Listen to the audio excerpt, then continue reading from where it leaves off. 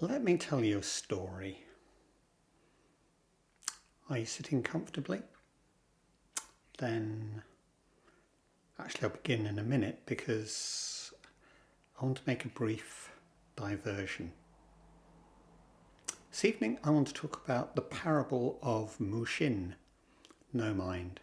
It's the last piece in Everyday Zen, Joko Beck's first book, and it's one that's rarely referred to, but I think it's a really interesting story.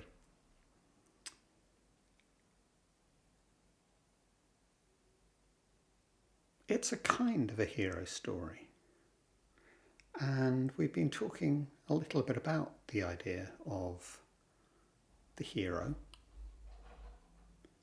And so the question is the parable of Mushin a hero story or not? And if it is, how does it fit?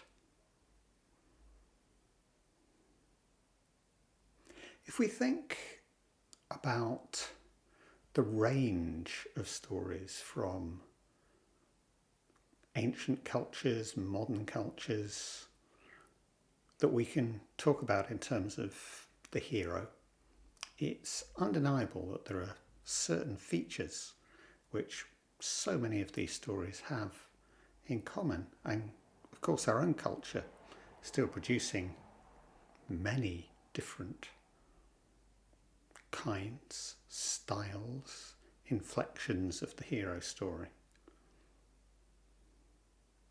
The hero alone restores the normal functioning of a society which is in some kind of breakdown. And in older stories, it's certainly the balance of heaven and earth. Literally, put the world to rights, turn the world the right way up. They do so by undertaking a journey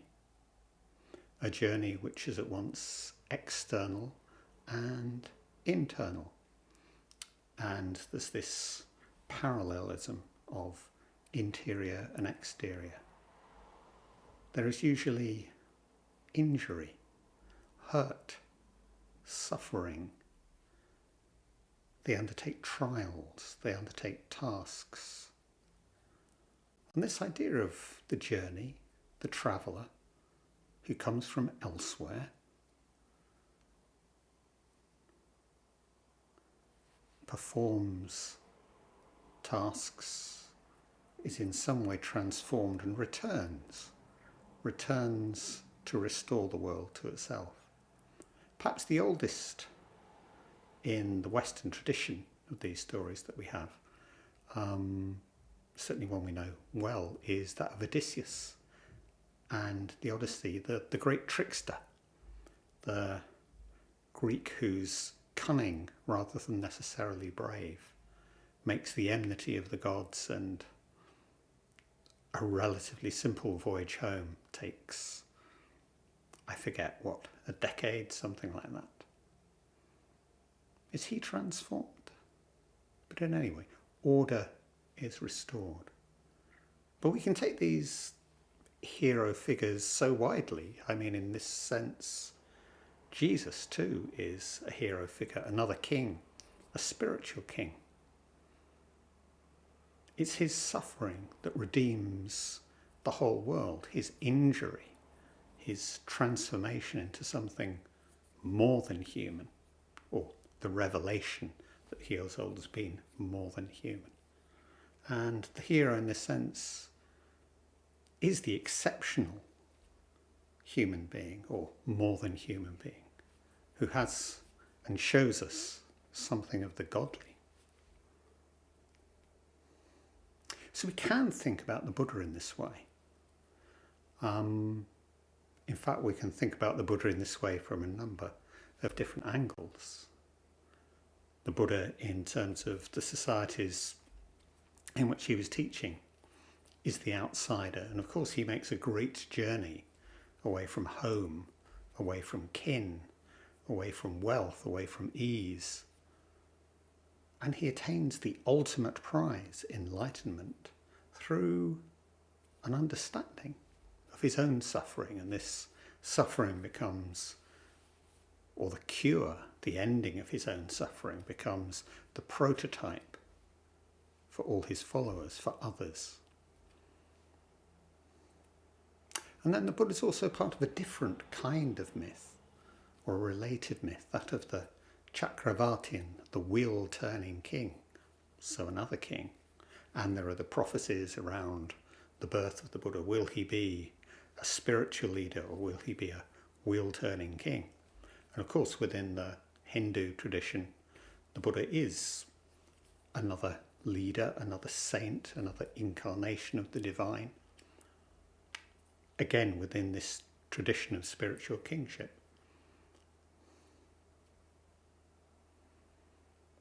So when Joko was forming her own ideas, her own understanding, some of the people that she was reading, like Hubert Benoit, and we've looked at his book before, were very interested in the idea of philosophia perennis, the perennial philosophy, the idea that all religions, all spiritual traditions, all myths formed one coherent whole if you knew how to read them right.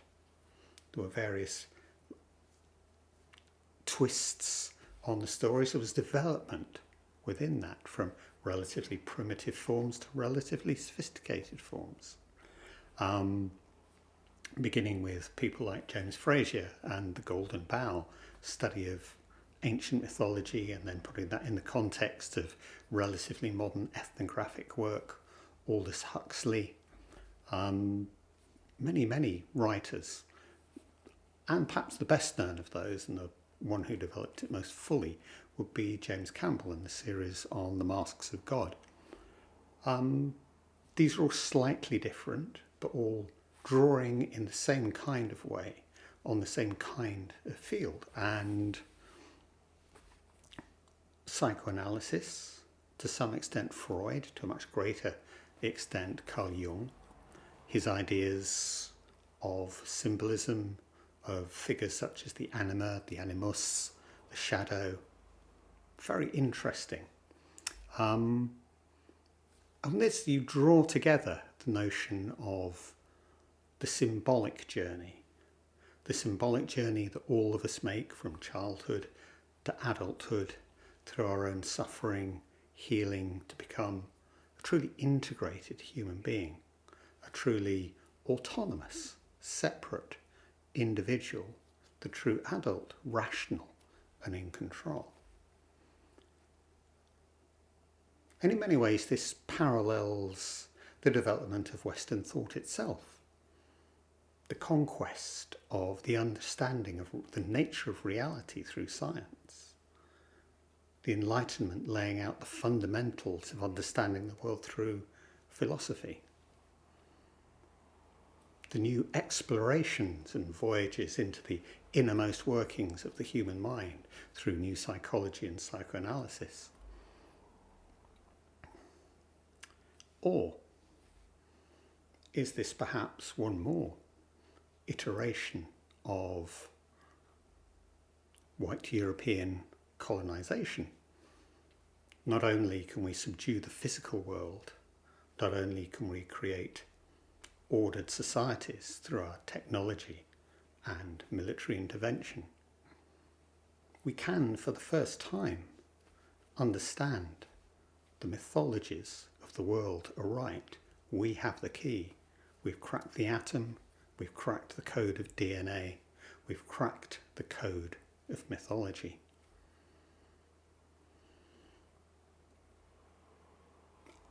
And is this idea of the rational, autonomous, separate individual really what we want of Zen?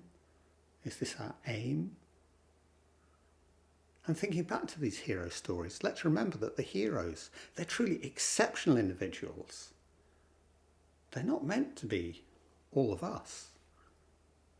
They save the world. That's not to all of us. So is the hero really the type for and exemplifying all our practice? Or is this all a metaphor for some inner journey? But then perhaps should help us call into question the whole idea of inner and outer, of an individual who journeys from and to. Do we need heroes? Are there other models, other types of being which could play the role of a hero for us? And if we read these stories and if we understand them, what are they to us? To take Joko Beck's famous phrase, I've read the story. And then what? Okay, so that's by way of introduction. So this isn't a short talk. I assume, like all the other talks in the book, it was given as a dharma talk. I don't know. It seems to be very rarely referred to. It sits a little differently from most of the stories. She tells lots of stories, lots of kind of metaphors and images, but this one, it's an attempt to tell a sustained story, an image, and develop, well, is this a hero story? And if so, what kind? Let's see. I will begin. The parable of Mushin. Once upon a time in a town called Hope, there lived a young man called Joe. Joe was much into dharma studies, and so he had a Buddhist name. Joe was called Mushin, literally no mind. Joe lived a life like anyone else. He went to work and he had a nice wife. But despite Joe's interest in the Dharma, Joe was a macho, know-it-all, bitter guy. In fact, he was so much that way that one day, after he created all sorts of mayhem at work, his boss said, "Had enough of you, Joe, you're fired." And so Joe left, no job, and then when he got home, he found a letter from his wife. And she said, "I've had enough, Joe, I'm leaving." So Joe had an apartment and himself and nothing else. But Joe, Mushin, was not one who gave up easily. He vowed that although he didn't have a job and a wife, he was going to have the one thing in life that really mattered, enlightenment. And off he rushed to the nearest bookstore. Joe looked through the latest crop of books on how to achieve enlightenment, and there was one that he found especially interesting. It was called How to Catch the Train of Enlightenment. So he bought the book and pored through it with great care, and when he'd studied it thoroughly, he went home and he gave up his apartment, put all his earthly belongings in his backpack, and went off to the train station on the edge of town. The book said that if you followed all its directions, you do this and you do that, and you do that, then when the train came, you'd be able to catch it. And he thought, great. Joe went down to the train station, which was a deserted place, and he read the book once again, memorizing the directions, and then settled down to wait. He waited and waited and waited. 2, 3, 4 days he waited for the train of enlightenment to come, because the book said it was sure to come, and he had great faith in his book. Sure enough, on the 4th day he heard this great roar in the distance, this enormous roar, and he knew it must be the train. So he got ready. He was so excited because the train was coming. He could hardly believe it, and it went by. It was only a blur, it went by so fast. What had happened? He couldn't catch it at all. Joe was bewildered, but not discouraged. He got out his book again and studied some more exercises. And he worked and worked and worked as he sat on the platform, putting everything he had into it. In another 3 or 4 days, he once again heard a tremendous roar in the distance, and this time he was certain he would catch the train. All of a sudden, there it was. And it was gone. Well, what to do? Because obviously there was a train. It wasn't as though there was no train. He knew that, but he couldn't catch it. So he studied some more and he tried some more. He worked and worked and worked, and the same thing happened over and over again. As time went on, other people also went to the bookstore and bought the book, so Joe began to have company. First there were 4 or 5 people watching for the train, and then there were 30 or 40 people watching for the train. The excitement was tremendous. Here was the answer, obviously coming. They could all hear the roar as the train went by, and although nobody ever caught it, there was great faith that somehow, someday, at least one of them would catch it. If even one person could catch it, it would inspire the rest. So the little crowd grew, and the excitement was wonderful. As time went on, however, Mushin noticed that some of these people brought their little kids. And they were so absorbed in looking for the train that when the kids tried to get Mom and Dad's attention, they were told, "Oh, don't bother us, just go play." These little kids were really being neglected. Mushin, who was not such a bad guy after all, began to wonder, well, gee, I'd like to watch for the train, but somebody's got to take care of the kids. So he began to devote some time to them. He looked in his backpack and took out his nuts and raisins and chocolate bars and passed all this stuff out to the kids. Some of them were really hungry. The parents who were watching for the train didn't seem to get hungry, but their kids were hungry, and they had skinned knees. So he found a few band-aids in his backpack and took care of their knees, and he read them stories from their little books. And it began to be that while he still took some time for the train, the kids were beginning to be his chief concern. There were more and more of them. In a few months there were also teenagers, and with teenagers there's a lot of wild energy. So Mushin organised the teenagers to set up a baseball team in back of the station. He started a garden to keep them occupied, and even encouraged some of the steadier kids to help him. And before you knew it, he had a large enterprise going. He'd less and less time for the train, and he was angry about it. The important stuff was happening with the adults waiting for the train, but he had to take care of all this business with the kids, and so his anger and his bitterness were boiling. But no matter what, he knew he had to care for the kids, so he did. Over time, hundreds and thousands of train watchers arrived, all with their kids and relatives. Mushin was so harried with all the needs of the people that he had to add on to the train station. He had to make more sleeping quarters, had to build a post office and schools, and he was busy. But his anger and his resentment were also right there. You know, I'm only interested in enlightenment. Those other people get to watch for the train. And what am I doing really?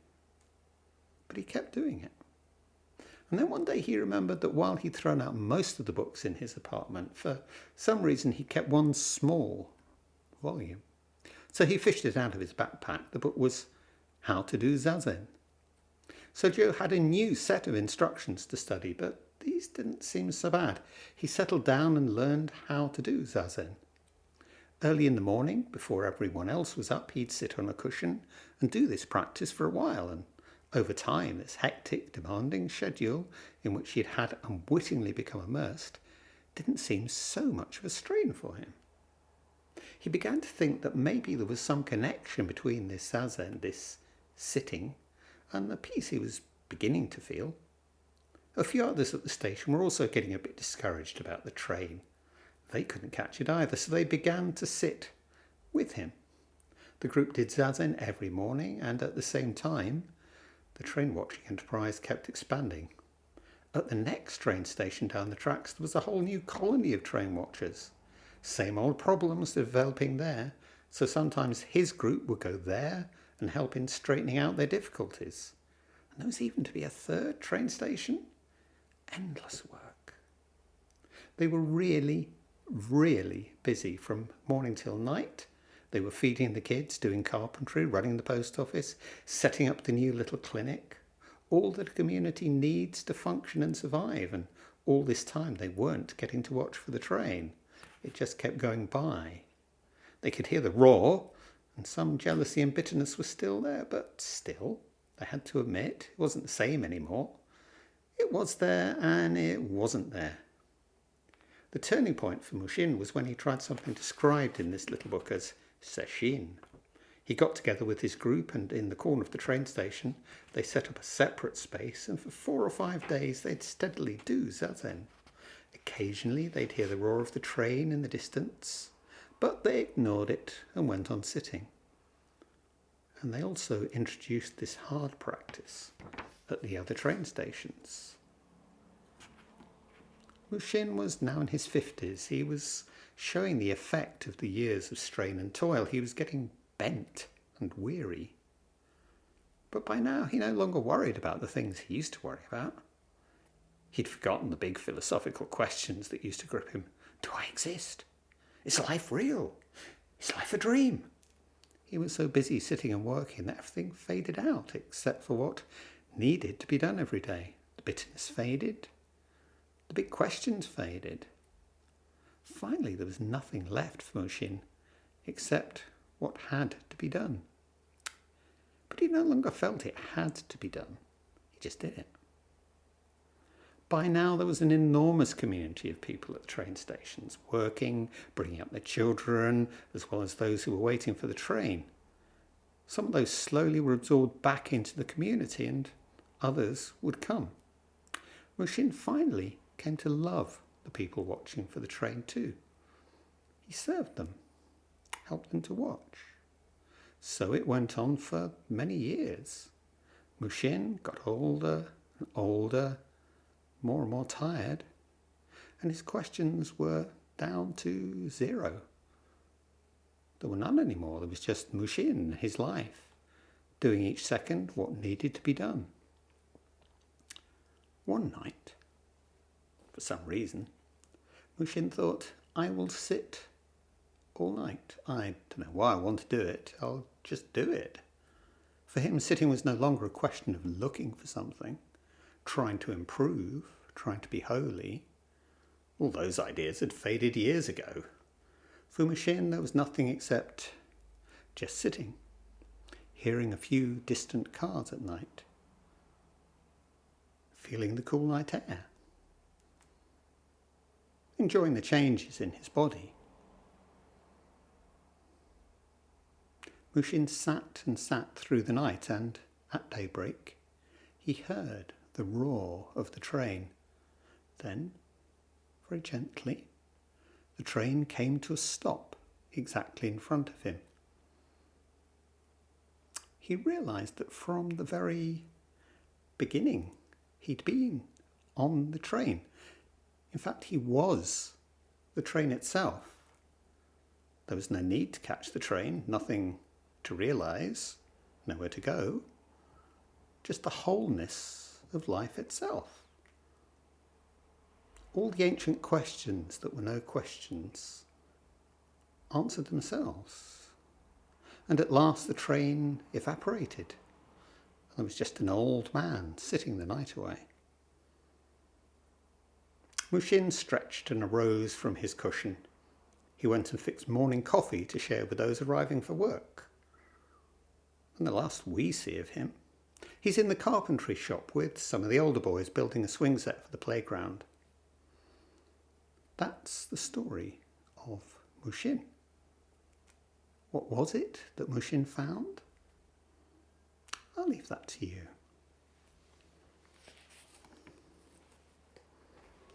So that's the parable of Mushin.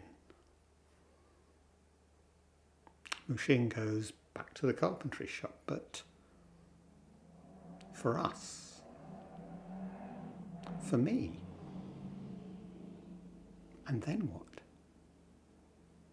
And for you, sitting there, And then what?